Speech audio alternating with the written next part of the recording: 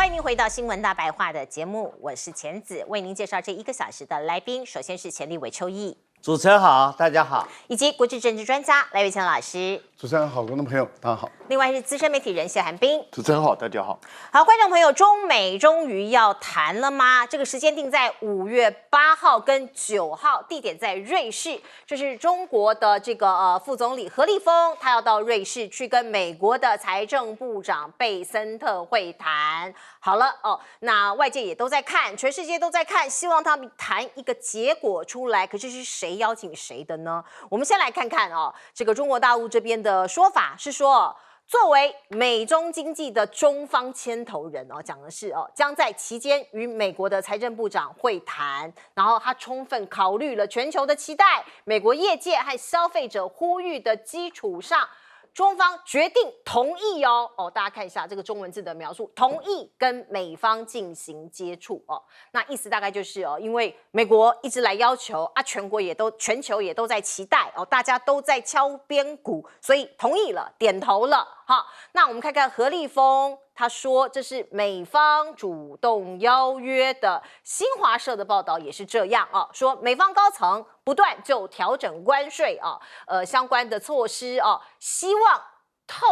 并且透过多种管道主动向中方传递讯息。最后中方点头了，大概中国大陆是这样子讲的。那我们来看看美国的财政部长怎么讲啊？他告诉福斯新闻说：“我的感觉是这一次的会议着重降低紧张局势，而非达成重大协议贸易协定。在往前迈进之前，必先缓解情势哦。”他说这个是一个缓解情势的一场这个会面。那川普是说川普讲了，川普说是他们想见面谈判。他嘴巴是不想要退让啦，他说是中国想要见面谈判啊，中方多次表达希望展开新一轮的谈判与会面，将在合适的时间跟他们会面哦。大概从这个各方的外交辞令上面就可以看出来哦，到底是谁比较急呢？我们再来看看，包括川普他打这个关税战有没有翻车美国3月的贸易逆差来到了史上的新高4.24兆。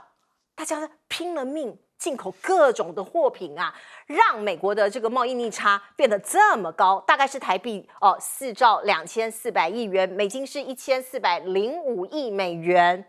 那所以很多人都说天哪，你本来想要这个减缓或者消弭贸易的逆差，结果变成逆差更高了。那我们现在看到美国的股市还在不断的跌包括我们看到 FED 的决策前市场非常的紧绷，美国的财政部长也警告美债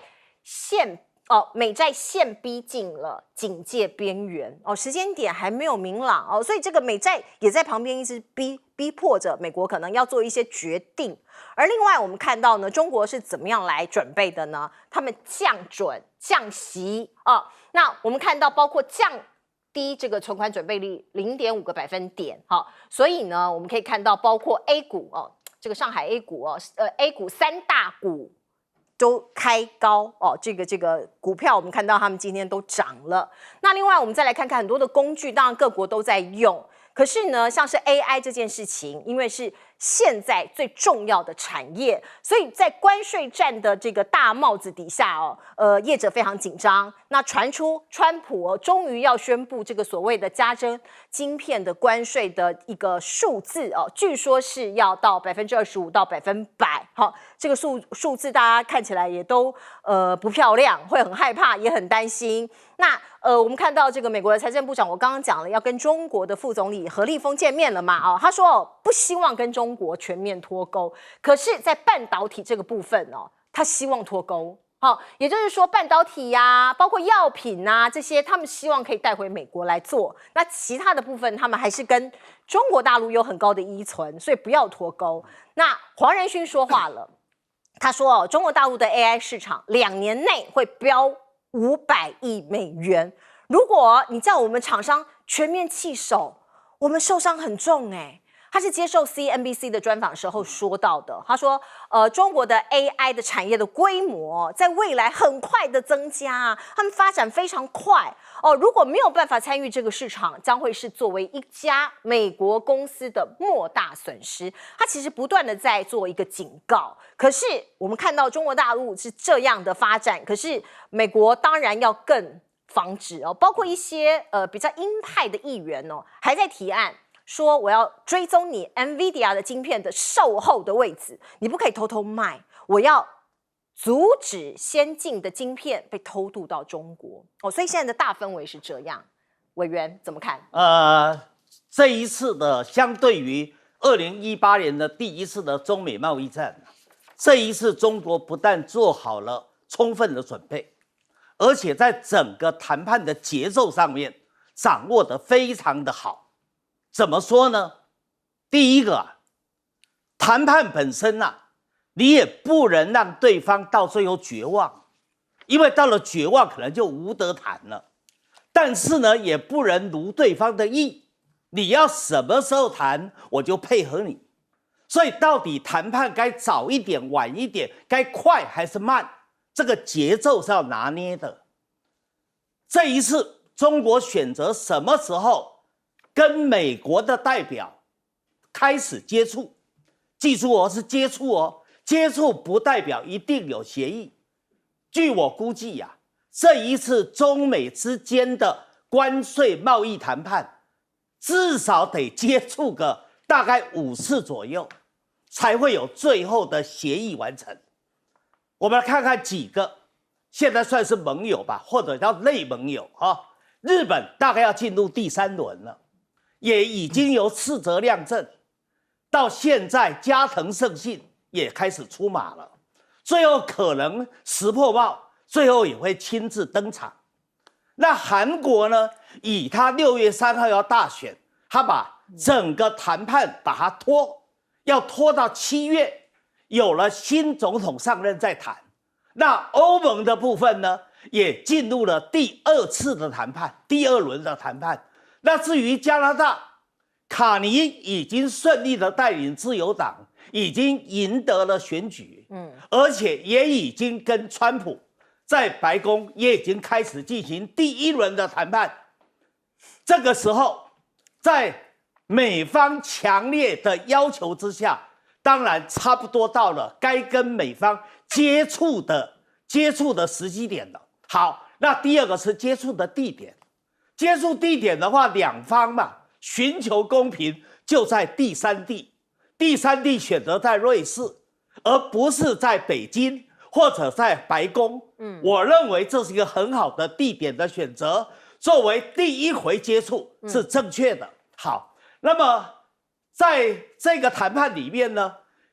为什么说时机掌握得很好，节奏掌握得很好？因为现在数据出来了。因为川普的关税政策很明显的，现在我们看到了他的逆差，贸易的逆差没有缩小反而扩大了，而且他的财政赤字很明显的也增加了，而不是缩小了。他的美债的债务的负担也是更加严重了，而不是减轻了。再加上是国际货币基金 IMF。已经调低了美国的这个今年的经济成长的预测，而中国反而微微的上升了0.1%，所以数据出来了，对中国有利。再者，刚才主持人也提到了两边的央行的态度。明天的凌晨，美联储联准会他就要开会，决定到底要不要降息。据我所了解，联准会、美联储的理事们目前倾向于是不降息的，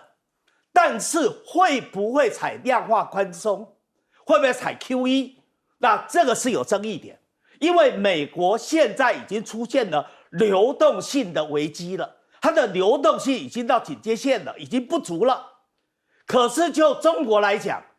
中国昨天已经降息降准了。降息让这个景气能够好起来，降准那就是增加流动性的供应嘛。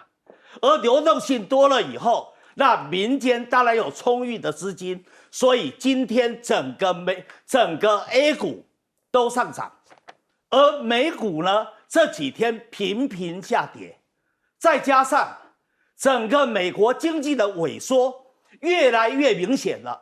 不但经济萎缩，失业率提高，供应链断裂，而且呢，它的通膨也越来越严重。在这种情况之下，当然就数据的呈现，就央行所采取的做法，当然中国相对有利嘛。大家看看川普一天到晚在制造谣言，说中国希望跟他谈，又说中国早已经在开始谈了。现在证明都在说谎，没错。你趁着川普美国现在心里很焦躁的时候，那么这时候派出何立峰来谈，何立峰要比2018年的刘鹤，还要有能力，再加上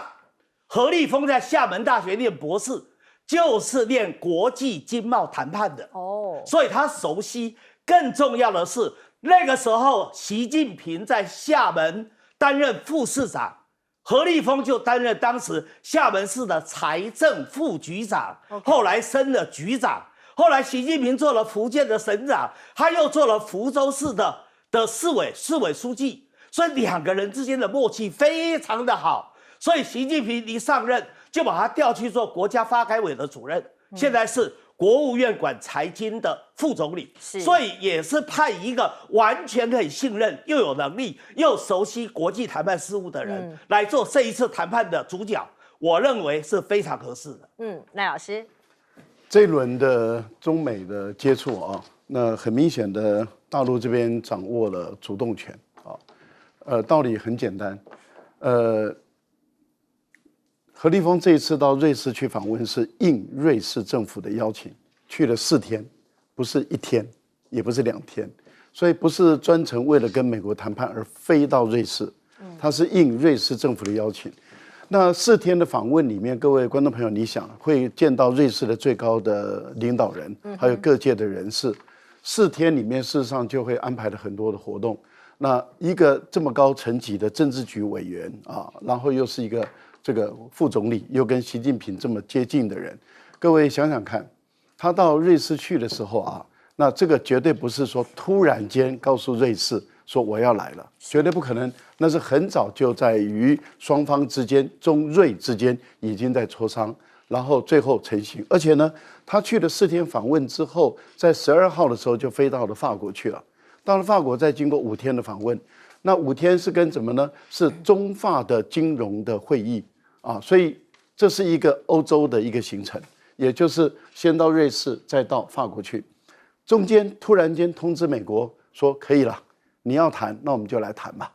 那所以对于美国的财政部部长来说，他显得很被动了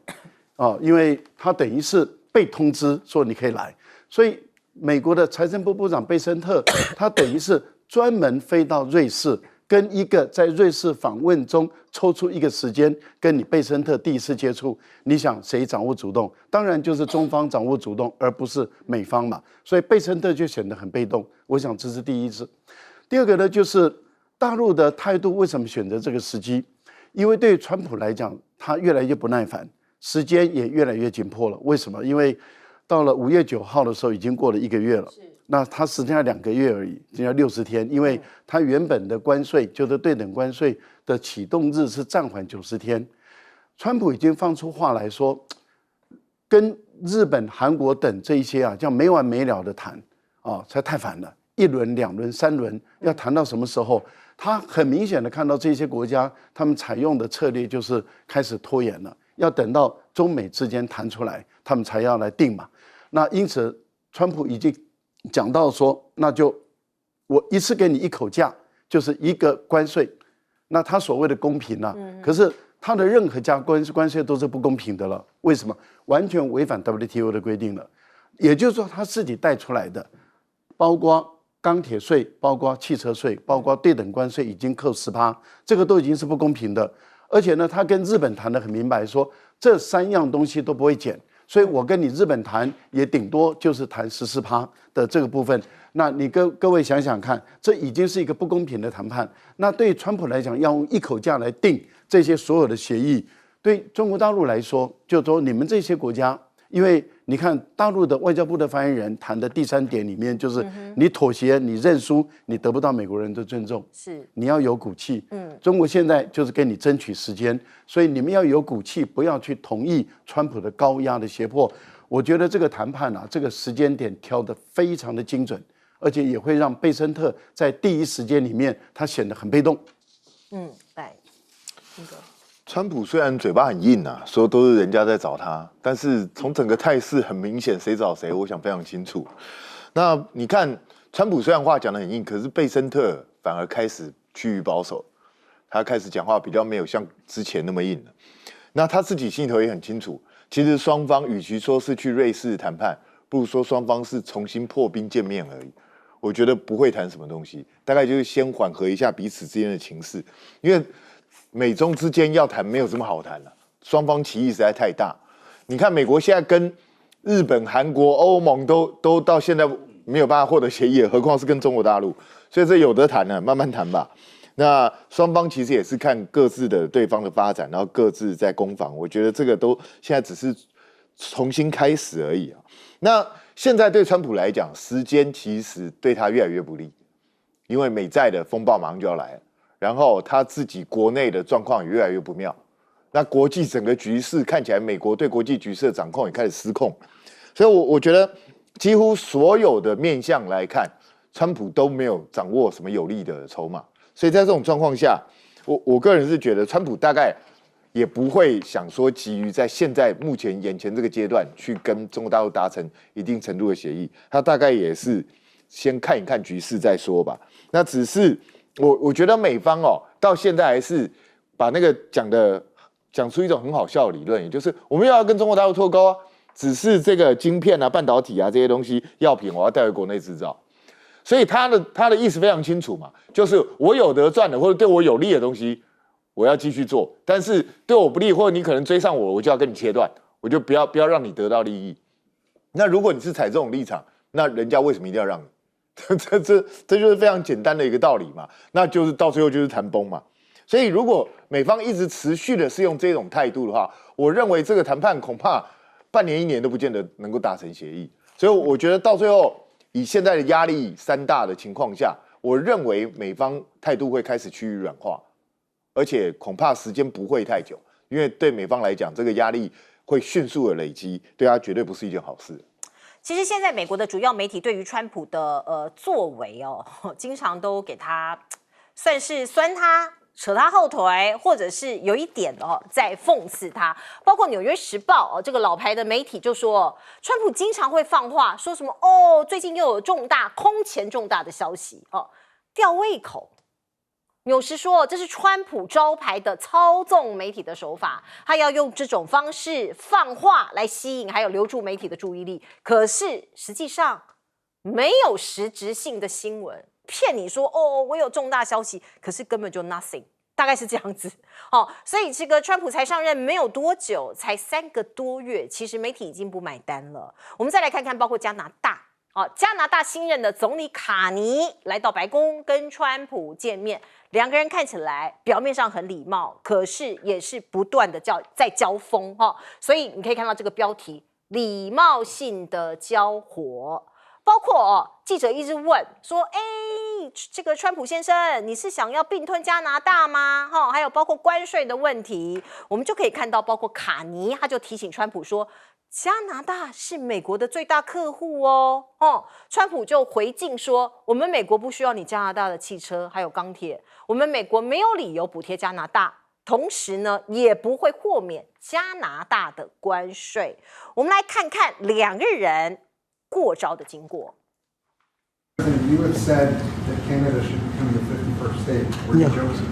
No. Well, I still believe that, but you know, it takes two to tango, right? Would really be a wonderful marriage because it's two places that get along very well. They like each other a lot. As you know from real estate, there are some places that are never for sale. It's not for sale, won't be for sale ever. Never say never. Never say never. 有些地方是不卖的哦。虽然你是房地产商，川普是靠卖房地产起家的，有些地方我们不卖哦。川普说 Never say never。永远别说不可能哦，其实真的是针锋相对。虽然看起来表面上的情况没那么紧绷，可是真的哦，两个人其实你一句来我一句去，是没有像是泽伦斯基那样子的剧情啊。因为泽伦斯基上次是被羞辱，卡尼稳住跟川普的会面大戏。老板讲了，加拿大不卖呀，我跟加拿大队的老板们碰过面，他们说这支球队不会卖，永远不卖。但只要合作就有机会，联手就有无限可能。加拿大也知道啊，需要跟美国有一些合作，可是你要卖不可能。那未来几周还会谈判。我们来看看中国跟欧盟的关系，现在开始回暖了，因为两边这个所谓的建交或者是这个交往50周年前夕。我们看到包括习近平拍了贺电，那贺电的内容感觉是剑指美国哟。他说中欧要坚定多边主义，捍卫公平正义，反对单边霸凌，携手应对全国性的挑战。我们看到其实欧盟也有准备，他们准备了价值大概1000亿欧元这样子的钱，说我们到时候如果你美国跟我们谈崩了，我要对你的商品加征报复性的关税。欧盟过去跟美国多好啊，可是人家还是有武器在手上我们再来看看呢，中国也在布局，说好吧，那欧盟作为这个世界的第3大的一个算是在这个经济体中国是第2大经济体嘛。那我们呢建交50周年，我欢迎你们2位领导人来中国举行会晤，包括欧洲理事会的主席科斯塔以及欧盟委员会主席冯德莱恩，你来吧我们来谈一谈那就媒体就这样讲了，要归功川普。本来欧盟跟中国的关系过去一阵子大家知道很紧张、很紧绷。那现在呢北京宣布中国跟欧洲议会同步取消相互的交往限制，因为过去大家众所皆知，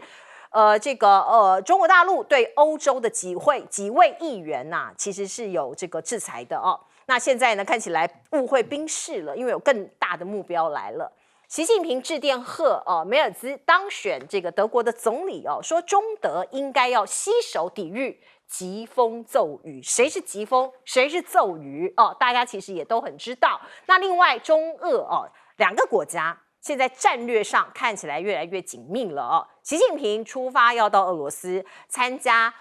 第2次世界大战80周年的这个纪念在这个俄罗斯是胜利纪念日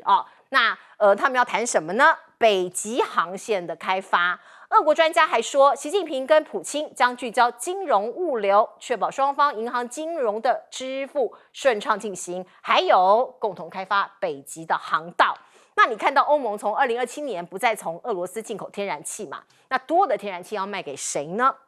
普京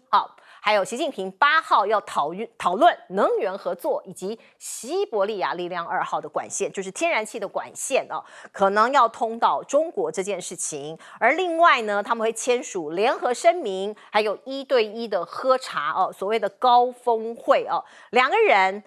就会进一步深化关系，还有维护全球战略稳定的联合声明。结束之后呢，要向媒体发表声明。那所谓的1对1的茶叙会讨论2国合作之中最敏感、最核心的问题，那到底是什么呢？我们再来看看，包括这个也要回敬今天习近平到俄罗斯去，那8月份的时候，普京会到中国去访问，因为8月底的时候有一个对日抗战纪念日的活动，普京会来所以2国越来越紧密了，委员。所以川普现在叫四面楚歌嘛，面对美国的国内数据对他都不利，他所提出来的关税政策根本没有达到预期效果，反而是背道而驰。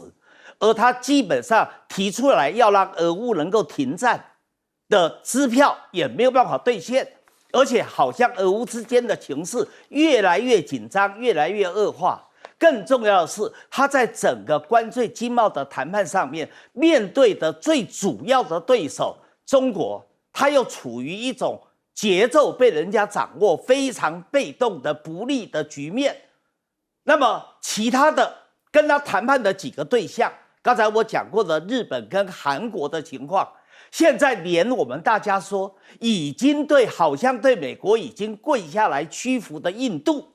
莫迪也是个老狐狸呀，他也只是接触而并没有协议呀。基本上印度还有很多条件要提出来，而昨天卡尼跟川普之间的谈判可以说非常的精彩。你从这里就看出了他跟原来的布鲁道可以说完全不一样。布鲁道就是这个奶油小生，他根本没有办法对付川普这只老狐狸。可是当川普遇到了卡尼的时候，你发现了卡尼的优势展现出来了。卡尼不是一般的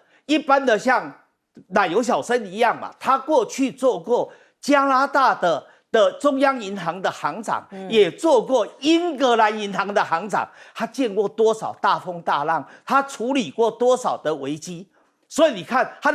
的 EQ 情商非常的好，不像泽连斯基3、2句话就被激怒了。所以卡尼谈笑用兵嘛，他基本上他告诉你，一个球队可以跟你合作，但是我球队不卖呀，我球队的老板不让我卖呀。球队的老板是什么？他刚带领自由党奇迹式的打败了保守党，那么继续连任他的总理的位置。他的老板不就是加拿大的人民吗？是，而且加拿大手里头他还有3382亿美元的美债呀。他都还没有动啊！你要知道哦，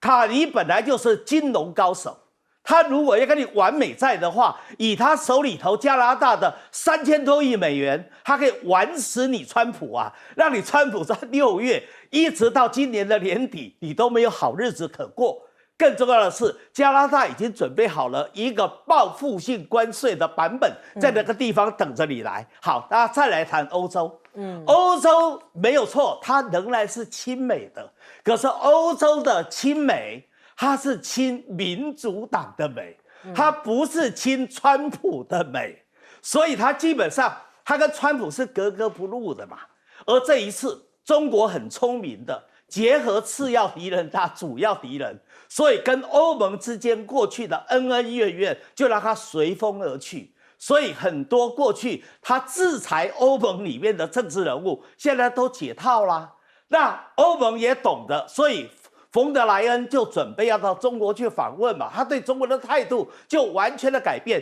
因为他知道打中国牌是有用的，打中国牌是可以威胁到川普的。再加上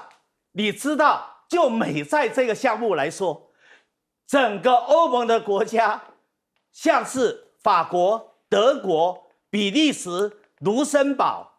爱尔兰、挪威，我把他们加一加，他们手里头握有的美债超过2万亿美元啊，比日本还多1倍啊！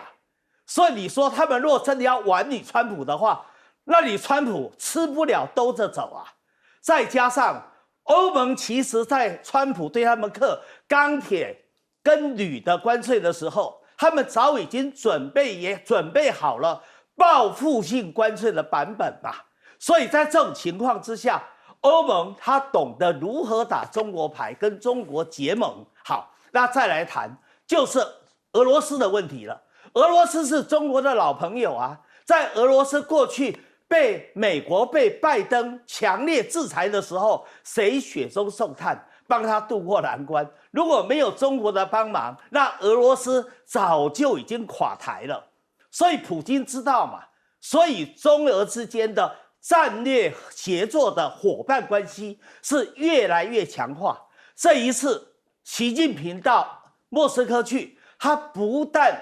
是去参加这个俄罗斯的卫国战争80周年反法西斯的这个庆典跟大阅兵，而且他是以国事访问最高规格的方式到莫斯科去。2个人之间的这个习普会，那么基本上就是谈中俄之间的合作，不是你川普可以在里面挑拨离间，想要去搞联俄制中的。他告诉你不可能联俄制中，不但不可能，而且中俄之间的合作还会升级。在这种情况之下，你说川普焦不焦虑？他不焦虑才怪。赖老师，习近平这次到俄罗斯访问哈，因为今天就出发了，而且会在俄罗斯待4天。这个是国际间的，一定是热门的新闻。我想明天啊，当他开始跟普丁的茶叙会谈开始，然后到很多的晚宴啊，然后一直到阅兵式的整个展开，一定会是全世界的新闻的热点啊。这个一定是一个想当然而的事情。而且这一次啊，跟10年前一样，因为10年前习近平到俄罗斯去访问的时候，也带着他的3军1队去了。现在是80周年的反法西斯啊抗战的胜利的纪念日，3军1队也过去了。你看在这段时间，在新闻热搜里面，中国大陆的3军1队已经成为各地的新闻的热搜的重要的之一了。不管是在越南，或者是在莫斯科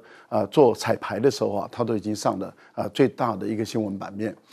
所以很明显的，从今天一直到这个第4天。整个新闻的焦点都会放在中俄的领导人的一个会谈，这个对于这个川普来讲的话，这个嫉妒到不行啊，这个内心里面真的是又嫉妒又恨又爱啊，那他也很想去嘛，对不对？但是去不了的话，他就故意在这个时候放话说，我有一个史无前例的最大的消息，可是马上就被《纽约时报》酸了，说哎呀，你这放养的孩子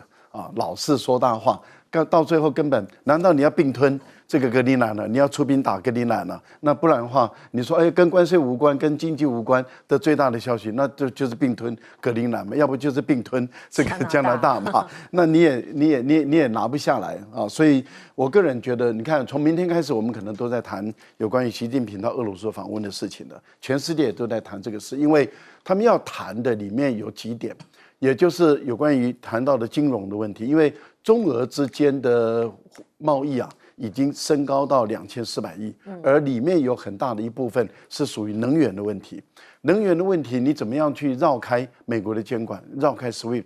其实中俄之间会建立起一个数位化的金融体系。我觉得这个是未来对在金砖加这个部分跟上海合作组织会推广的。我觉得这次的谈判非常的重要这是第一个。第二个呢，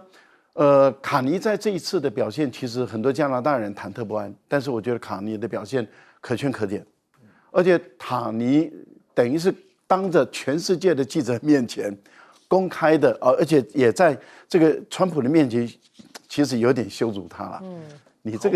你这个搞房地产的，对，其实这句话是，他是已经是美国的总统是，可是他并不跟他讲说总统阁下或是什么，他说你知道你是搞房地产的，我们讲搞房地产的这个跟搞科技业的是不太一样因为有些人他会说，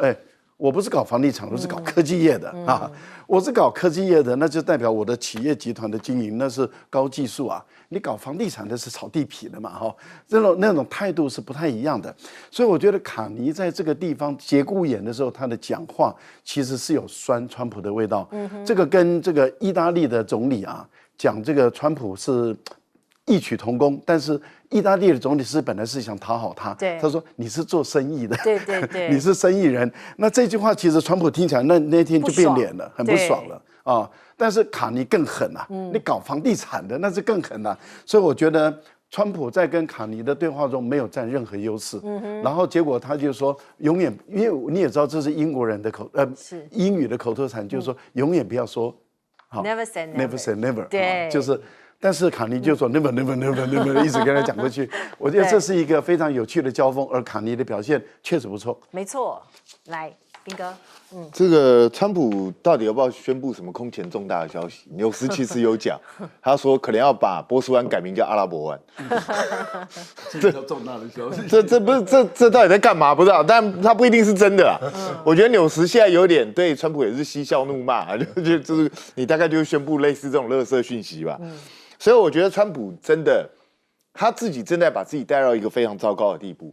老实讲，卡尼不管怎么样来者是客，你当着媒体的面，其实我讲就是实在话，你当着媒体的面直接去跟人家谈对方国家主权的问题，是非常糟糕的事情，没礼貌。我跟你讲，这个其实不只会再度引起加拿大人的愤慨，美国人民也不会挺川普，因为这过度羞辱人嘛，这个是不像话的一个事情。我觉得川普这件事情做得非常糟，然后整个对话过程中，其实反而让自己变成一个小丑的角色。其实我真的觉得川普脑袋这个洞还不小，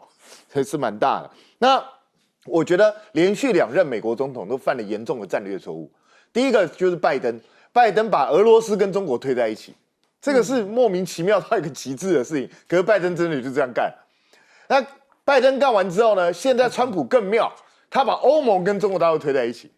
这到底在干嘛？所以本来再来说，欧盟是美国最坚定的盟友之一啊，结果你现在逼着欧盟不得不赶快去化解他跟中国大陆之间关系。那中国大陆现在也在积极酝酿，你看他连冯德莱恩都邀请他，你再来啊，没关系。对啊，这就表示他显然中国大陆想要借这个机会，让他中欧之间关系更进一步。那请问一下，川普，你到底要怎么样去解决这个问题？你等于把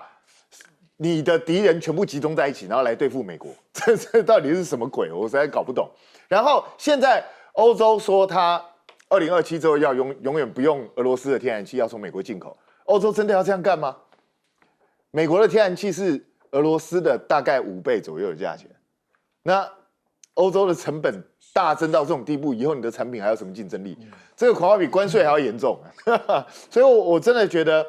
整个欧洲哦。这有的时候脑筋不清楚，我认为2027的时候恐怕未必会全部不用俄罗斯的天然气，恐怕还是继续使用。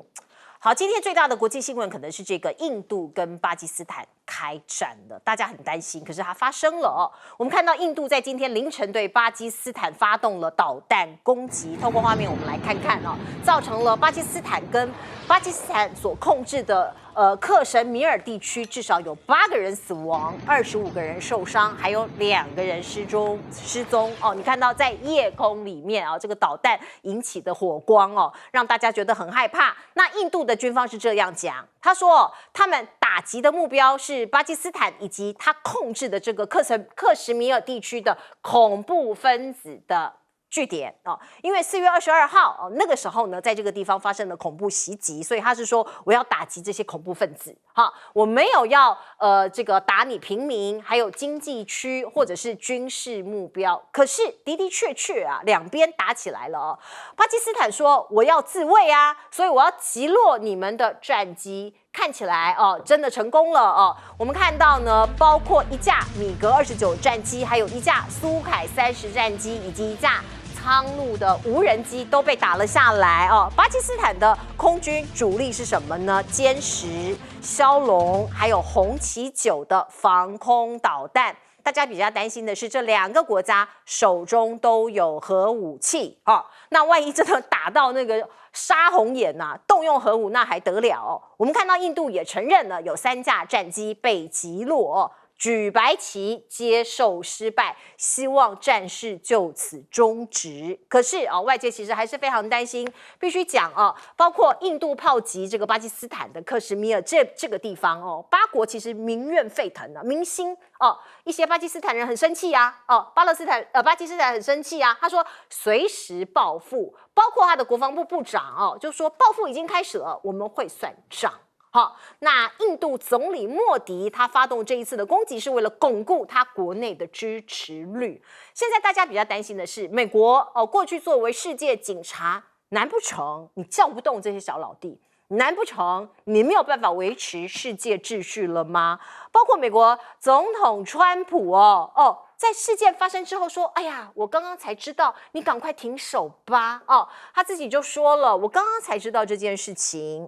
那这个两边已经打了好几十年了，我只能希望事件很快能够落幕。”可是，在发生战争之前，其实巴基斯坦的外交包括外交系统啦其实有去跟美国求助啊，说不能让这个战争发生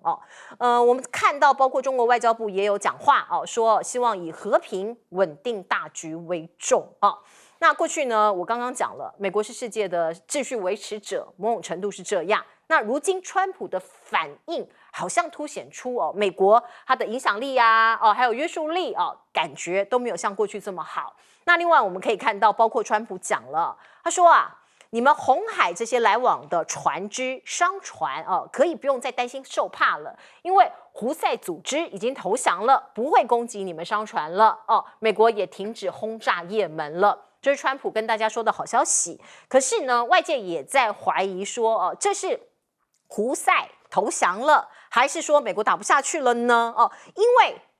过去川普说他上任1天之内，俄乌战争就会落幕，可是到现在啊，停战协议还是没有办法达成。好，我们再来看看中东，中东也一样川普上来之后说，中东我上来就会很 peace 了，可是你看到纳坦雅胡。你看到包括这个以色列啊，攻击密集的攻击了一个地方攻击加萨的学校啊，这个看起来真的是让人觉得很难过大家看一下这张图，这个地方是加萨中部布雷吉难民营的一处学校建筑结果以色列对这边发动空袭，你可以看到这个地方已经稀巴烂了，你还在空袭它，所以。22个人死亡之后呢，里头至少有7名是儿童你可以看到这个地方已经安置了很多很多的流离失所的难民，已经是一片混乱了。你看到这些毯子啦，像是这些布条啊，他们已经生活很困难了，你还在往这边投炸弹，所以人们只能怎么样，在这个断垣残壁里头寻找生还者。这是美国。它能够维持世界和平吗？来，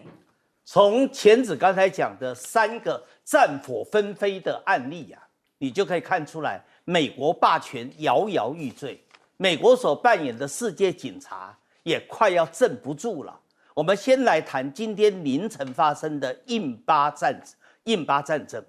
过去发生过3次的印巴战争，巴基斯坦都处于下风，可是这一次。巴基斯坦是站在情理法的这个地方，为什么？因为一开始4月22号所发生的恐攻事件，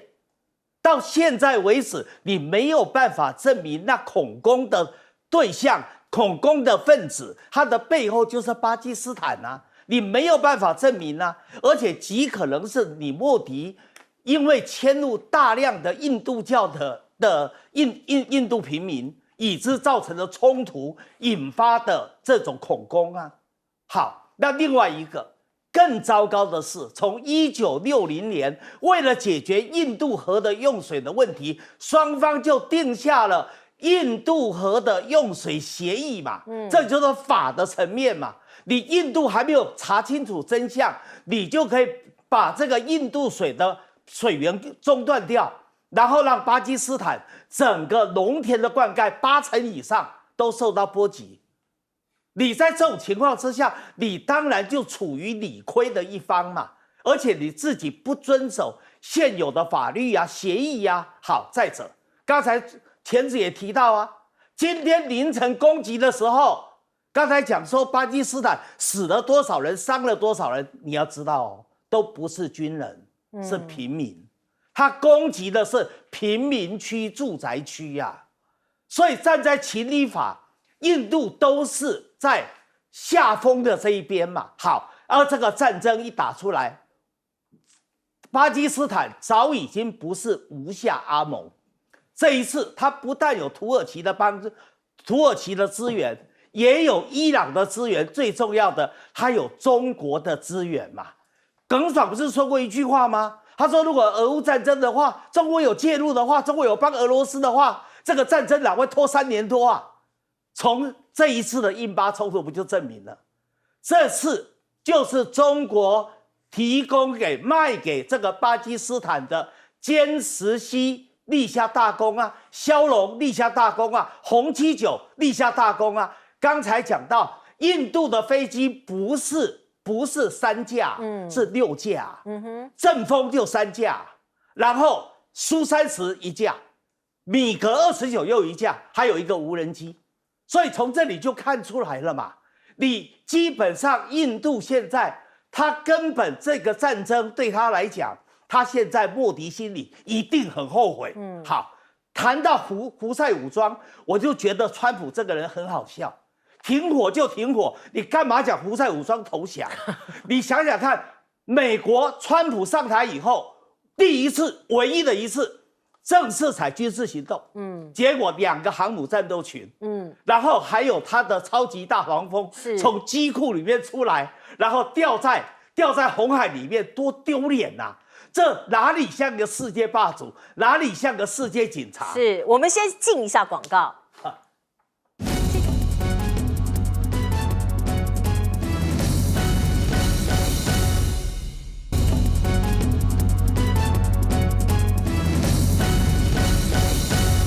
好，观众朋友，我们看到印巴今天开战了，大家看到标题吓了一大跳。印巴的问题啊，因为其实连西方媒体也都在质疑印度的指控，因为印度一直指控说是巴基斯坦的政府跟情报组织跟这个恐怖主义勾连，然后做的事情。可是西方媒体一直说，你一直指控的话，你要拿出证据来给我们看嘛，或者是你要提出令人可信的证据，没有。然后巴基斯坦的处理其实是比较好。因为巴基斯坦说好，他第一时间是说由中俄各派代表团，因为他知道俄国跟印度的关系比较深嘛，比较密，那巴基斯坦跟他关系比较密，所以本来他主张是中俄派代表团调查团来调查，印度拒绝嘛，然后他说好，那就有联合国第三方那个公正代表团，印度也拒绝，这个就不合理了，因为很多国际都认为说，第三方为什么不能调查？你应该调查出来以后，如果你确实是跟跟巴基斯坦的军方或者是情报单位有关的话，你有反击权没有错。可是还没有调查，你怎么就开始打了？所以你会发现，在全世界的理论上，没有人站在印度这一方，几乎没有。好，那印度等于是孤立了。是中俄美事实上都介入，希望能够平息这场战火。是那很明显的，美国的影响力已经不像以前了。可是这次打，我觉得最主要的，我觉得会在军火市场会发酵。为什么？因为中国的战机啊，这次表现非常的亮眼。法国哈法的战机是4代半的战机，3架被击落对，这个未来我想中东的地区啊，因为现在在埃及有很多的航展嘛，我觉得在未来在中东地区，很多人会去关注中国的军火市场的。是没有错。来，我们进一下广告。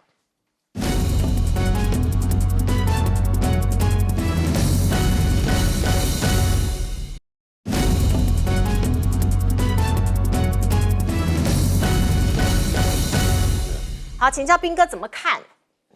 其实印巴过去发生过4次战争印度是3胜1和，所以印度大概觉得自己胜券在握，所以就有点过度轻视巴基斯坦，然后这一次就付出代价。那本来印度是不会认他战机被击落，但是没办法不认，因为巴基斯坦连残骸都公布，那残骸公布里头，那个残骸上面直接就可以看出来，那个就是标风战机的供应商帮他做的那个过滤器。所以你的战机不被人家打下来，巴基斯坦不会有这个过滤器啊，所以就被人家认出来。那当然，我个人认为标风战机本身并不是那么差的战机，恐怕是印度这边过于拖大，